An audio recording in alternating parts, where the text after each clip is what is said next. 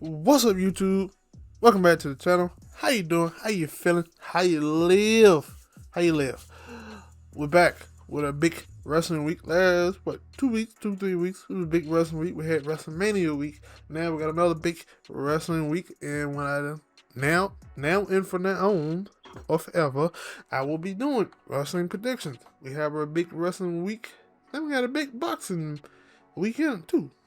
But we ain't talking about boxing. We're talking about wrestling. We're talking about, for this prediction show episode, we're talking about TNA's Rebellion. They returning to Las Vegas, Nevada. I messed it up. At the Palms Pearl.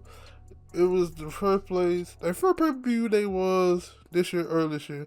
The attendance ain't looking that great, but you can say a lot of factors going into that. But anyway, I think they got it like 10. Let me see. Count down. 1, 2, 3, 4, 5, 6, 7, 8, 9 matches, including 2 matches on the pre-show, which should be fun. Maybe some other matches will be added later, but as for now, I'm recording this a day before TNA's TV show, so yeah. If it is, you put your prediction down in the comment for that match or on my Twitter at Reddit Clay. Let's get to it. First matchup is the pre-show matches. We got two tag matches, 2 good matches that I think would be very good. You have Spitfire, the tag team knockout champion, versus Decay. Somewhere I would have thought that by now Master Slamovich would have found another tag team partner. Hopefully they don't do what the name is again? Shit. Eddie Edwards' old lady. Alicia Edwards, I forgot. Not Eddie Edwards. Alicia Edwards. Hopefully they don't go that route. I would rather her have another tag team partner. Just so Master Slamovich can get another tag team partner. So I do expect somehow, some way. Because both of them are, Master Slamovich is guaranteed the future TNA Knockout Tag Team Championship. And we need more tag team champions. More women tag teams in TNA. And they would do, yeah, I do. I think the TNA present their women very well, more often than some of the other wrestling companies. Some wrestling companies are starting up. Again, I think the NWA try to do a good job of the women too. But we're not talking about them. We're talking about TNA right now. In this match, I think the Spitfire will either retain clean or the match will be kind of like a throwaway match, because like I said, I do expect Master Slamovich and whoever her new partner to interrupt this match. And it's gonna be interesting to see too, because Killer Kelly will have to come back at some point, and she probably will have a new tag team partner as well. So that'll be very interesting. I think it'll be dope to see. It'll be dope depending on who the wrestler is. They can always bring in somebody new. They always do that. Do a good job bringing in fresh talent. This is a 2K edition prediction. So for this match, I couldn't find a Jody Threat on the community creation. I guess she's not a big enough wrestler to somebody out there they didn't make her. Not saying. I'm not trying to throw the shot. I think Jody Threat is a good wrestler. Good position. Yeah, she's a good wrestler. Think she do good in the ring. Need a little bit work. A little more work, but hey. I ain't trying to criticize. I like her. I like her stuff.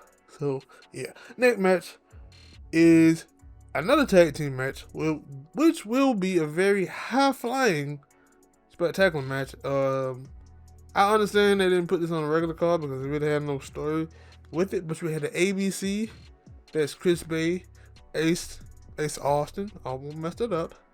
And Leon Slater versus the Rascals. Mine is Dez, but add in Myron Reed, the other Rascal. If Dez was in TNA again, it would be the 4 Rascals. And it would be a super group of high-flying motherfuckers. But yeah, I think this match will be a great match. You will be rekindling the rivalry between the ABC and the Rascals with an added flair of Leon Slater and Myron Reed. picking a winner for this match, I'm probably going to pick the Russell, but the ABC look like they might be on the potential to breaking up, and that could be a good thing, could be a bad thing. Going depending on where they slot Chris Bay and Ace Austin as far as the X Division and World Title picture goes. Hell, even the Digital Media title, which that match might be on this card too, because they kind of had a throwaway match a week ago with Crazy Steve and the Laredo Kids, so they might try to sprinkle that match in there as well. But I don't know. Yeah, I don't know with the Roscoe. I think that they may get this dub. It'll be interesting to see though. It'll be a hell of a match. I think if it wasn't just a random match, then it would have had a little bit more story to it. And maybe something happened and they had to move this match to the card, which like I said, it'll still show. I think it'll still show because it'll be a good match. But I'm picking the Rascals. Next match we're gonna go to is Joe Hendry versus Rich Homie Swan of First Class with AJ Francis.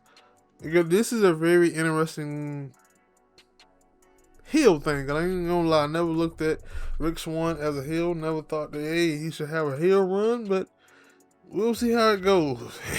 It's looking okay right now. AJ Francis is actually putting in work. He didn't get to do too. I guess you can say he didn't get to do too much in the WWE, being with Hit Row, because they wasn't. There's a lot of wrestlers from that, other than Swerve. But I think people kind of look down on AJ Francis a little bit, especially after that flop over the ring. You kind of look down on. I understand, but I think that for what he able to do, he's doing pretty good. He's in MLW, doing pretty well over there. Now he's in TNA, also doing pretty well. I think I seen him in GCW, doing pretty well. So he's learning. He's getting better. He's very young as in wrestling terms, and he's very fucking big. Joe Hendry is always a fan favorite. I do think that Rick Swan, unless Joe Hendry comes out, has a tag team partner, I don't think it's going to be Yuya, but, I mean, we could be a surprise. I'm picking Rick Swan in this matchup because due to the fact that AJ Francis is on the hot side, he will be a advantage for the distraction against Joe Hendry. So, I'm picking Rick Swan in this match. I got to. I don't think this match is gonna. Now that match might be surprising because again, I did a prediction long, about 2-3 years ago when it was the TNA or Impact champion Rick Swan versus Kenny Omega. So I thought that match was gonna be a banger, and it turned out to be a banger. A lot of people didn't believe it. I did. I seen a couple of matches that 6-man tag that they had with Moose and Chris Sabin and the Bullet Club. I thought that match was fan-fucking-tastic. I thought that Moose had a breaking out match. That was his breakout match. I thought that shit was great. Also, Rick Swan showed that he could go toe-to-toe with Kenny Omega. At least that's what I thought, and he did it again. I would have liked to see a third match between them, or at least another match, but yeah, we don't know. Probably won't ever see that match again, but I enjoyed it for what it was. Next matchup is the TNA Tag Team titles. You got the Systems, Eddie Edwards, Brian Myers versus Speedball Mountain. That's Speedball Mike Bailey and Trent Seven. I'm going with Eddie Edwards and Brian Myers. They just got the title like a month ago at the last pay-per-view. TNA is unpredictable. They could have somebody drop a title that quickly, but I don't think so. I think they want to build on that, especially because we really don't know what's going to happen in the main event. I hope that Moose wins and they don't give the Dolph Ziggler this early. Like, sometimes you don't have to do that. TNA, Impact, whoever it is, sometimes have a tendency to do that. They don't need to do that in this one. And I don't think they need to do it later on. Build to a story where he can actually get the damn title. But anyway, I think this should be a good match. Speedball Mike Bailey. I can't tell you the last time I just watched that match and I'm like, this is not a good match. Even when he was wrestling against lesser, I don't want to say lesser, but not so much. I don't know. I can't say. I'm just saying I ain't never seen him have a bad match. So I'm thinking gonna have one this time. I think it's gonna be a good match. Eddie Edwards, Brian Myers are great tag team specialist wrestlers. So I think it'll be a great match. I'm picking Eddie Edwards and Brian Myers again to win this match. Next match up is a Full Metal Mayhem match between Eric Young and Frankie Kazarian. Do I think any special surprises will happen in this pay-per-view? I don't know.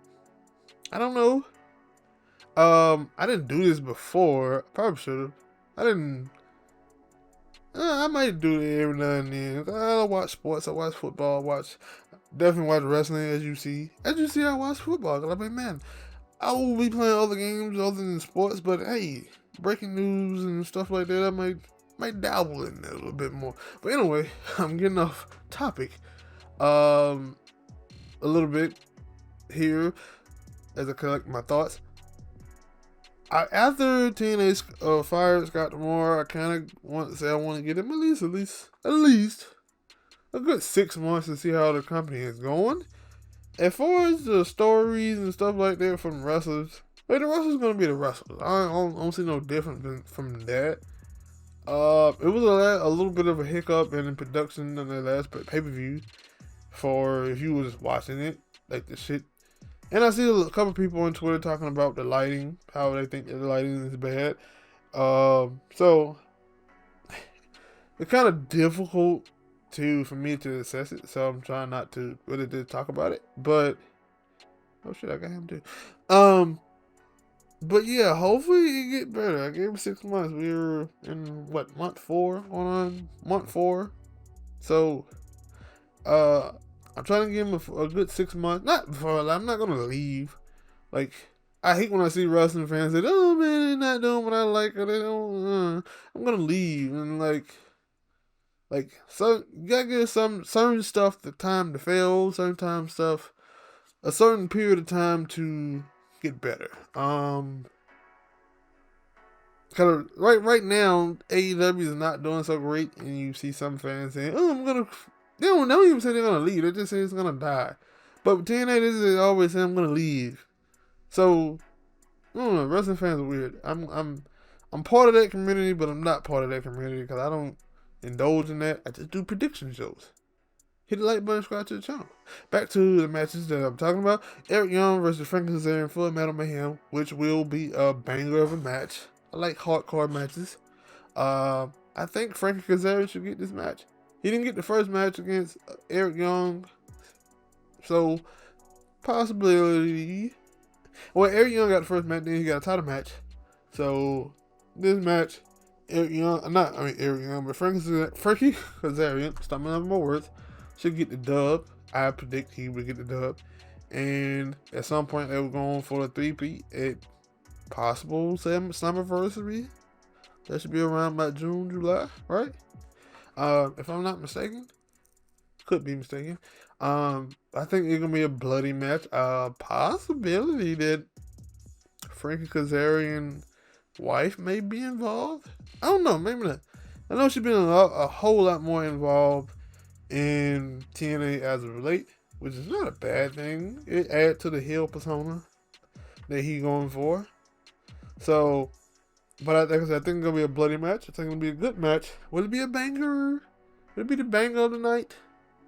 I don't know. I still think that 6-man tag between ABC, Leon Slater, and the Rascals would be the banger of the night, but I could be wrong.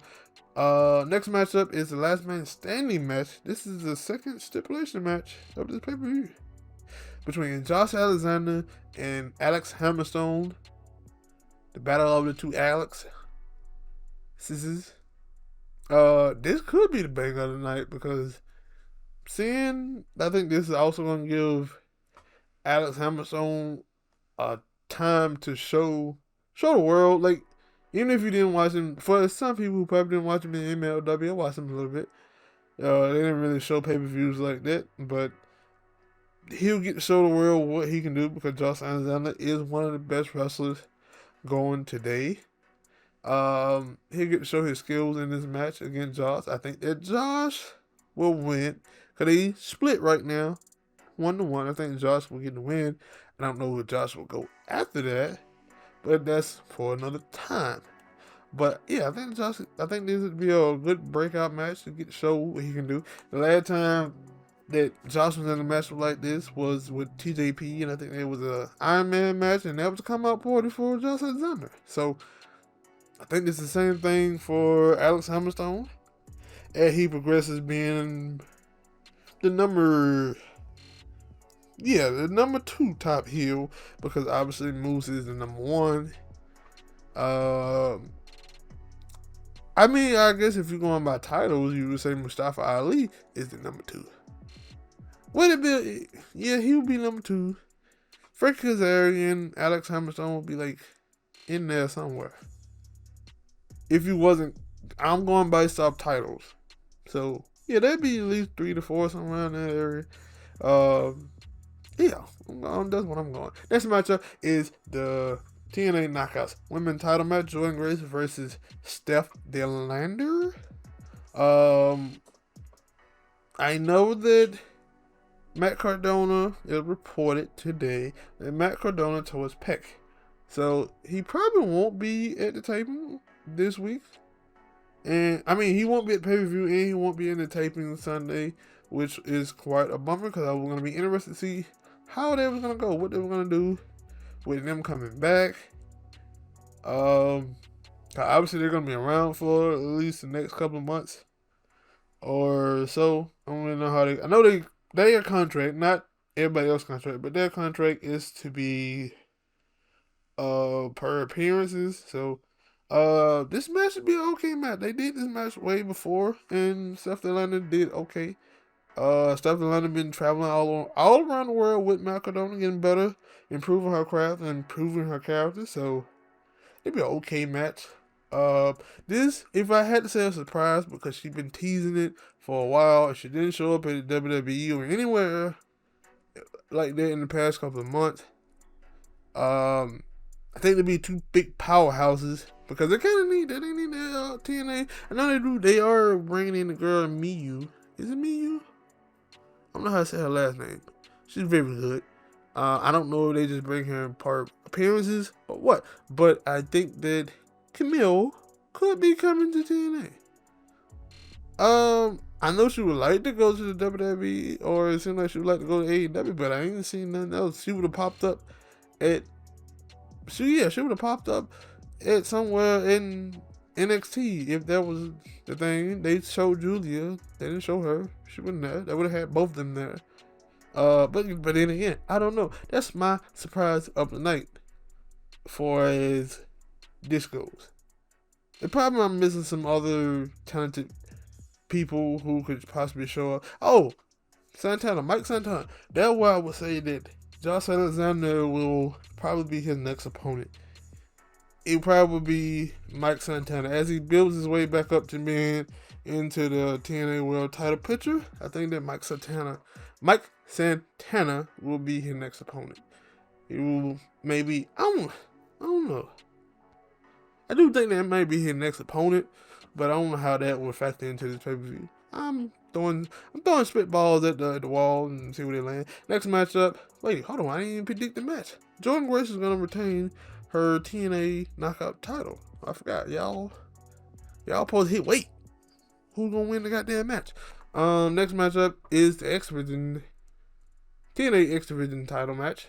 I don't know how the hell it don't sound weird. It sounds weird when I'm saying it. I don't know why. You have Mustafa Ali versus Jake something. This is gonna be a good match. Could be banger of the match. Could be. I'm gonna say it. Joe Hendry versus Rick Swann is gonna be the underrated match of the night. Josh Alexander versus Alex Hammerstone gonna be tied with the banger of the match, because I think that Jake something is very fucking good for a big guy. Mustafa Ali, he been doing pretty good, showing a new aspect. I won't say a new aspect. This is something he probably wanted to do when he was in the WWE. Didn't get a chance to do. I think he's always been a good wrestler, but he rised it up a little bit after seeing his match against Hiromu Takahashi a week ago.